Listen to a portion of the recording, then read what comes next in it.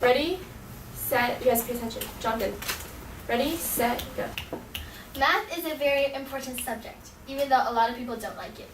Math is very beneficial because, number one, we use it in our everyday lives. Number two, it's on a lot of our tests. And number three, you can use it to show your intelligence. Number one, we use it every day. When we go shopping or when we buy food for like our daily needs, we need money to buy it. And while you're adding up the sales tax and the decimals, Keep going. you need to be able to add. And without math, you won't be able to do that. And so it's very important that you know how to do math.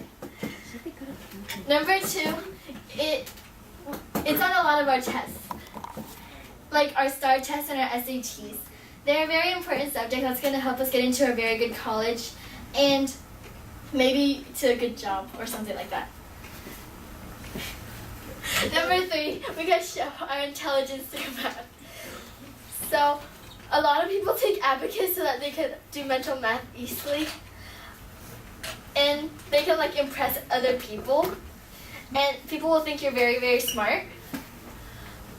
And so if you know how to do math really well, people will think you're really smart and you're really good at education because math is a really big part of education. In conclusion, I think everybody should like math even though it's very bad sometimes or like annoying. So, thank you. You have 20 more seconds. Every day we need to use math to add and subtract. That's why a lot of people go to classes to do math, and you need to pay to go to those classes, so you also need to know how to use money. And doing math is very important because it will help your future, and you will have a very good future, and that means you'll have a very good life and a very good family.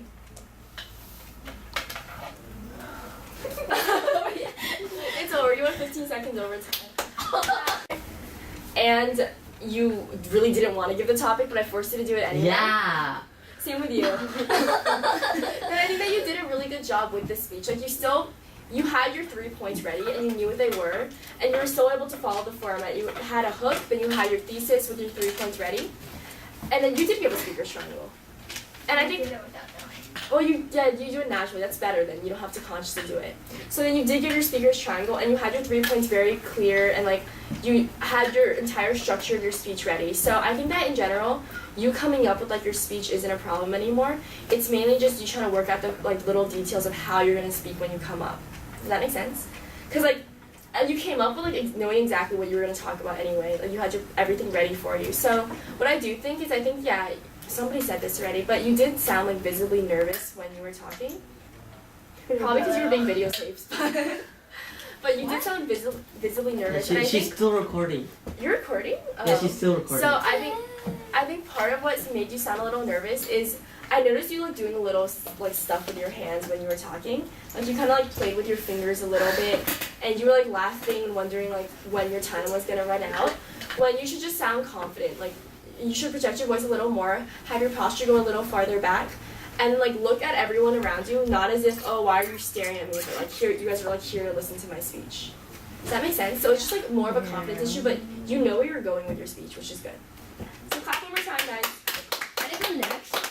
Nope, you're gonna go last. We have an order set out. So Michelle, you have your